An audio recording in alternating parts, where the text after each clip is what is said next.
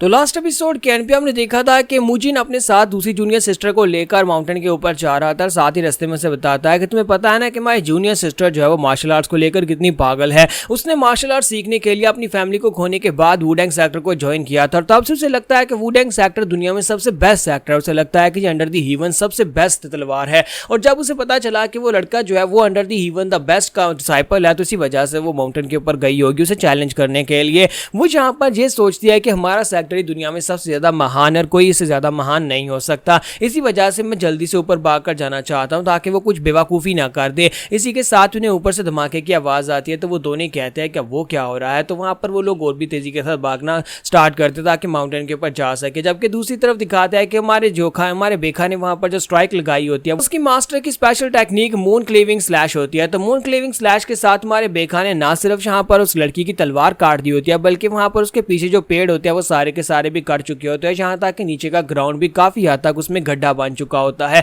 और इस बात से मिस जैंग जो होती है वो काफी ज्यादा हैरान और गुस्से में भी होती है कि ये सब कुछ क्या हो गया, उसकी तलवार कैसे टूट गई, क्योंकि उसकी तलवार टूटनी नहीं चाहिए थी कि वुडेंग सेक्टर की तलवार कभी नहीं टूटती। हमारा बेखा जो होता है इसी के साथ ही आके पड़ता है और उसे रिलीफ देने के लिए उसे कहता है कि ये एक बहुत ही कमाल की इस बार मैच थी। मैंने तुम्हें कहा भी था कि तुम्हें इस अटैक को डॉज करना है लेकिन इसके बावजूद तुमने अटैक को ब्लॉक करने की कोशिश की, लेकिन इसके बावजूद तुम मेरे अटैक के सामने खड़ी रही क्योंकि बहुत ही कम लोग इस अटैक के सामने खड़े रह पाते हैं। मुझे लगता है कि तुम एक कमाल की मार्शल मास्टर बनोगी। अगर तुम्हारे पास एक अच्छी तलवार होती जो टूटती नहीं तो फिर मुझे लगता है कि तुम इस तलवार के अटैक को ब्लॉक कर सकती थी। लेकिन इसी के साथ ही मिस जैंग उसे कहती है अपनी बकवास बंद करो, अगर तुमने यहाँ पर एक और लफ्ज निकाला तो फिर मैं तुम्हें यहीं पर मार डालूंगी। पता नहीं इस लड़की का मसला क्या है, कुछ ज्यादा ओवर एक्टिंग की जा रही है जो मुझे बिल्कुल पसंद नहीं आ रही। फिर साथ ही मिस जैंग जो होती है रोते रोते वहां पर से भागकर साइड के ऊपर चली जाती है। जबकि हमारा जो बेखा होता है वो सोच रहा होता है कि मैंने यहाँ पर ऐसा भी क्या कह दिया, मैंने तो बस इसकी तारीफ की कि इसने मेरी बहुत ही स्पेशल अल्टीमेट टेक्निक को ब्लॉक कर लिया जिसे बहुत ही कम लोग ब्लॉक कर पाते हैं। मैं तो बस यहाँ पर उसे दिलासा देने की कोशिश कर रहा था कि तुम भी अच्छा कर सकती हो अगर तुम इसी तरह ट्रेनिंग करती रहो, लेकिन आगे से वो मेरे साथ बदतमीजी करके चली गई है।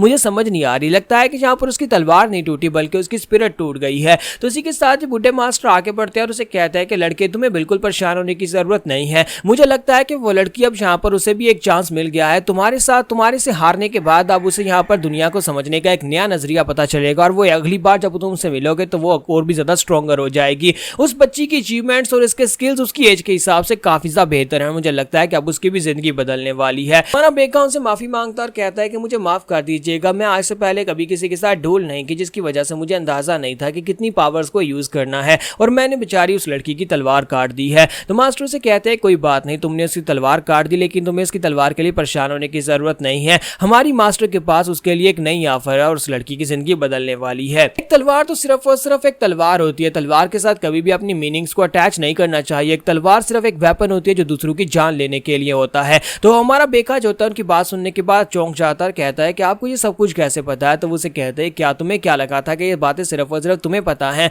हमारी मास्टर जो है वो भी यहाँ पर मास्टर चोइल की बहन वो भी यहाँ पर सेम वही बात करती है जो मास्टर चोइल कहते हैं और मैं यहाँ पर उम्र में तुम्हें बुढ़ा दिखाई देता हूँ लेकिन मैं भी इन्हीं का डिसाइपल रह चुका हूँ और ये बातें मैंने मास्टर चोइल के मुंह से सुनी थी। नेक्स्ट सीन में दिखाता है कि मिस जैंग जो होती है वो साइड के ऊपर जाकर उदास बैठी होती है, काफी ज्यादा गुस्से में होती है और वहां पर बैठी बैठी सोच रही होती है कि मैं यहाँ पर पहले बहुत ज्यादा गुस्से में थी क्योंकि मेरी तलवार कट गई, लेकिन मुझे लगता है कि उस लड़के के स्किल्स वाकई में काफी ज्यादा अमेजिंग है। मैं इस बात को इग्नोर कर रही थी, मुझे ये लगा कि हमारा वुडेंग सेक्टर दुनिया में सबसे महान है और मेरी तलवार दुनिया में सबसे स्ट्रॉन्गेस्ट है, लेकिन अब मुझे समझ आ रही है कि मैं यहाँ पर इस लड़के से हार गई हूँ। एक ऐसे लड़के से जो कि 4 सेजेस का मास्टर, 4 सेजेस का डिसाइपल भी नहीं है, क्योंकि इस वक्त दुनिया में म्यूरियम के अंदर 4 सेजेस मास्टर जो है वो सबसे ज्यादा फेमस है, लेकिन ये लड़का जो कि 4 सेजेस का डिसाइपल भी नहीं है वो उससे हार गई है और उसे यहाँ पर इसके ऊपर काफी ज्यादा शर्मिंदगी महसूस हो रही है कि वो किसी ऐसे लड़के से हार गई जो कि 4 सेजेस का डिसाइपल भी नहीं है और उसके स्किल्स तो उनके लेवल के बराबर भी नहीं होंगे, उसे ऐसा लगता है और इसी वजह से वो वहां पर सोच रही होती है कि मैं यहाँ पर हार कर बहुत बड़ी शर्मिंदगी का बाइस बनी हूँ।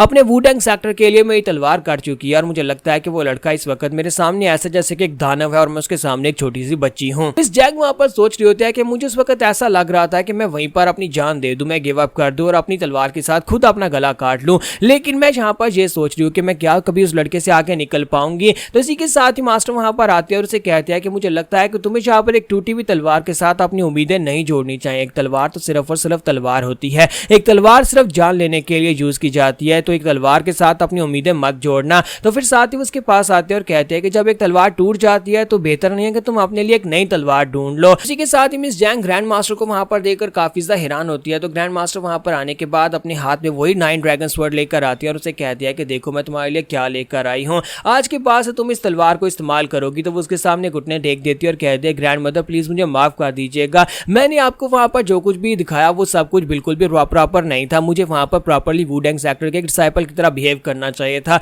लेकिन लगता है कि मैंने यहाँ पर वुडेंग सेक्टर का नाम खराब कर दिया उस लड़के से हार कर। और इसी के साथ ही मैडम उसे कहते हैं कि तुम्हें क्यों लगता है कि तुम यहाँ पर हार कर तुमने हमारा नाम खराब कर दिया है। तो ग्रैंड मास्टर से कहते हैं कि तुम्हें यह सोचने की जरूरत नहीं है कि तुम किसी ऐसे लड़के के हाथों से हार गए जो कि 4 सेजेस मास्टर का डिसाइपल भी नहीं है, क्योंकि तुम्हें ऐसा लगता होगा कि 4 सेजेस के मास्टर के डिसाइपल्स हैं वो इस दुनिया में बेस्ट है, लेकिन असल में ये लड़का जो है ये बेस्ट में से भी बेस्ट है, ये मेरे ब्रदर का डिसाइपल है, मेरा ब्रदर जो कि कभी यहाँ पर अंदर ह्यूमन सबसे बेस्ट हुआ करता था, और इसने जो तलवारबाजी की टेक्निक तुम्हें शो करवाई वो माउंट हुआ की तलवारबाजी की टेक्निक से 100 गुना ज्यादा बेहतर है। इसलिए तुम अगर यहाँ पर इस लड़के से हारी हो तो फिर तुम्हें इसके अंदर बहुत ज्यादा फख्र महसूस करना चाहिए कि तुम यहाँ पर एक ऐसे लड़के से हारी हो जो कि ग्रेटेस्ट अंडर दी हीवन है, तुम यहाँ पर किसी ऐसे वैसे से नहीं हारी जो कि यहाँ पर तुम्हें शर्मिंदगी का बायस बने, यानी कि तुम्हें यहाँ पर शर्मिंदा होने की जरूरत नहीं है, बल्कि तुम्हें यहाँ पर उस लड़के के सामने खड़ा होना चाहिए कि कभी तुम उसका मुकाबला करने के लिए दोबारा से अपने आप को स्ट्रॉन्गर बना सकती हो। तो फिर साथ ही वो कहते हैं लेकिन अब यहाँ पर मैं क्या करूंगी, मैं कितनी मेहनत क्यों ना करूं, लेकिन मैं कभी इस लड़के को हरा नहीं पाऊंगी।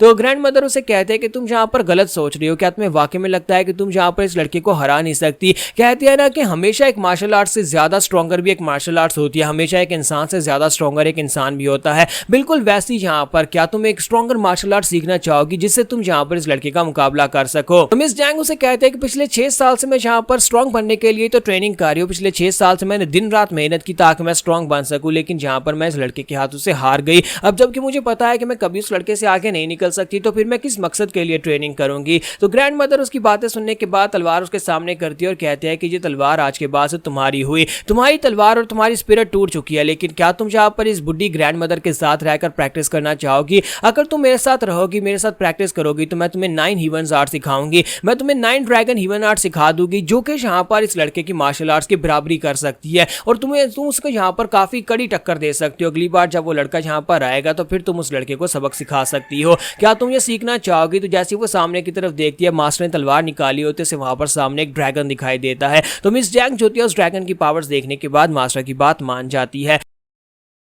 तो इसी के साथ ही एक दिन बाद का सीन दिखाया जाता है कि हमारा बेका जो होता है वहां पर उनसे कहता है कि अब मुझे जाना होगा क्योंकि मुझे और भी बहुत ही जरूरी काम करने हैं। तो ग्रैंड मदर उसे कहता है कि काफी बड़ी शर्मिंदगी की बात है कि हम तुम्हें यहाँ पर ज्यादा देर के लिए नहीं रख सकते, हम तुम्हें अपना मेहमान नहीं बना सकते। हमारा बेका उनसे कहता है कि जी मुझे बहुत ही जरूरी काम करने के लिए जाना है, इसी वजह से मैं इस जर्नी के ऊपर निकला हूँ। जबकि एल्डर जो होते हैं वहां पर उसे कहते हैं कि तुम भी बिल्कुल अपने मास्टर की तरह ही हो, हमारा ग्रैंड मास्टर बिल्कुल ऐसे ही निर्दयी था, वो भी पत्थर दिल था, वो भी अपनी बहन को छोड़कर चला गया, अपनी बीमार बहन को छोड़कर चला गया। तो ग्रैंड मदर उसे कहते हैं कि शांत हो जाओ, तुम मुझे क्या बकवास किए जा रहे हो, तुम्हें कितनी बार कहा है कि यहाँ पर इस तरह की बातें मत करो। तो यहाँ पर हमारी एपिसोड 66 का एंड होगा और नेक्स्ट एपिसोड में देखेंगे कि हमारा बेखा अब यहाँ पर से और कौन से जरूरी काम करने के लिए जाने वाला है।